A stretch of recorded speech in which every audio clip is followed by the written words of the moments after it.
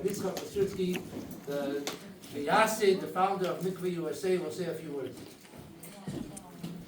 First of all, let me just start that the rabbi said that he loves to see the room full. I have great advice for the rabbi. All he has to do is serve a meal every Sunday, and it'll be full. Yeah, I think so. That's what we do every day.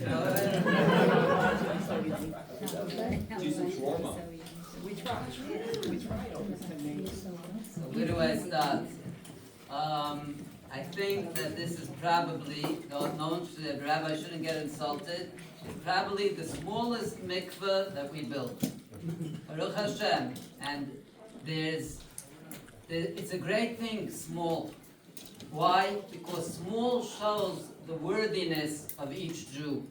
You know, we have a Sefer Torah, the scroll, the Torah scroll. It has thousands and tens of thousands, hundreds of thousands of letters. If one letter is missing or it's written wrong, is it kosher? One letter. It's not kosher. The same thing is in Am Yisrael, and the Jewish nation is the same thing. If one letter is missing, one neshama is missing, we're not kosher. We need each and every one of us. No matter if you're in Nebraska, you're in Iowa, or you're in Idaho, or you're in Russia, wherever we are. But today, since October 7th, it's a special unity that unites us. We realize how everyone's against us. And really, naturally, there's really no way out. Really no way out. By today, we lost already 242 soldiers. And I belong to a community, it's called Bayan in Eretz Yisrael. And it was a soldier that belonged to our community also. And he got married when he was 25 years old. And he had a child. And when he was 27, he fell in Gaza. And he died. And so the bunch of Baichiklach, young children, 19, look at the ages.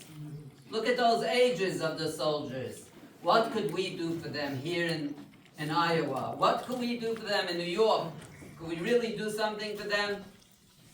If we attach ourselves to Klal Yisrael, we attach ourselves to the Jewish nation, we show God that we're with you, we value the Jewish values.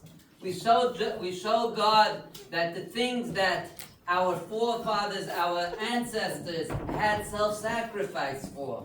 We don't understand it exactly what it is, but that's God's will.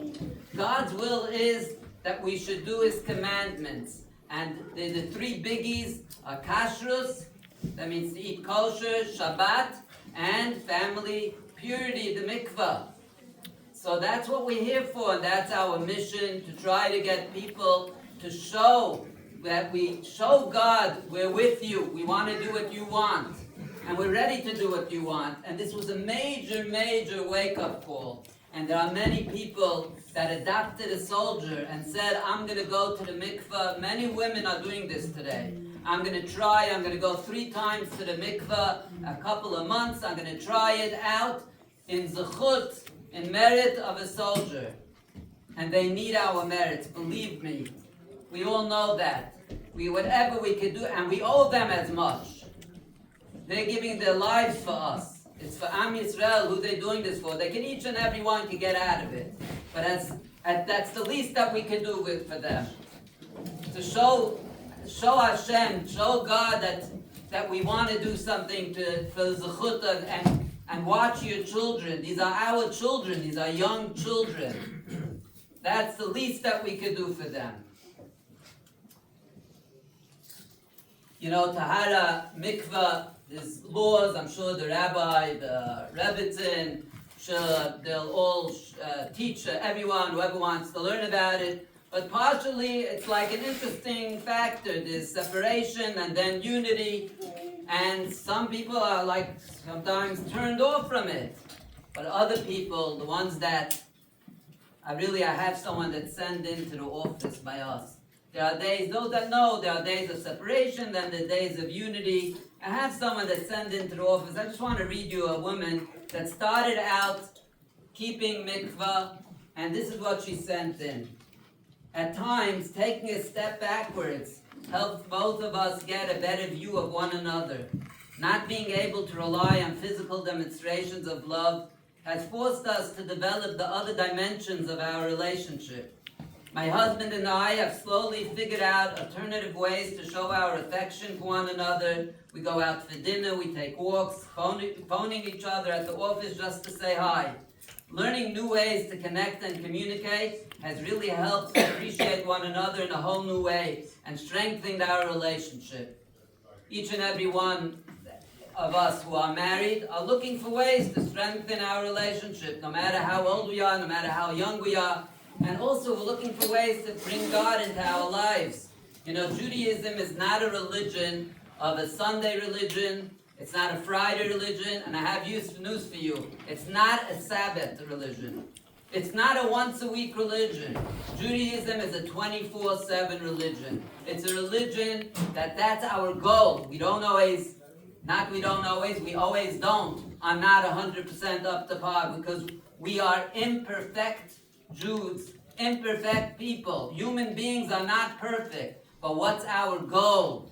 Our goal is to be committed to God 24/7. That's really what we would like. If we would be able to push the button and say, I want $1 billion, or another button that says, I want to be committed to God, we should at least have that recognition that we pressed the right button. We want to be committed to God. That's what we're living for. That's what we're here for on this world. We're here on a mission. We're here on a mission to do good for God. That's what we're here for. And by keeping mikvah, you're bringing God into your homes. You know, I once read that someone said that if you have a line, it's easily breakable. You have a husband and a wife, you could break that line pretty easy. But if you bringing God into the picture, you'll have a triangle. You'll have the man, his wife, and God in your home. Then it's not easily breakable. A triangle is an extremely strong geometric figure. So we got to bring God into our house. And you know, in the olden times, it wasn't easy. They had Mesirat Nefesh, meaning that they had self-sacrifice. They had to travel many hours and they had to break the ice. And sometimes there were decrees that you're not allowed to use a mikveh. And they did it, they hid, and they all types of Mesirat Nefesh that not my grandmother had, your grandmothers had. They all had Mesirat Nefesh some way along the line. It wasn't easy. But nowadays, with a mikveh like this especially, it should be simple. But it's not so. Everyone has their challenges. It's not easy to start out on a new way of life. It's not easy, but it's good. And we have to destroy the ice because we have a different type of ice around us.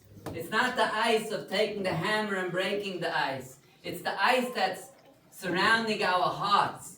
You know, each one of us, we have in our heart, there's a fire burning.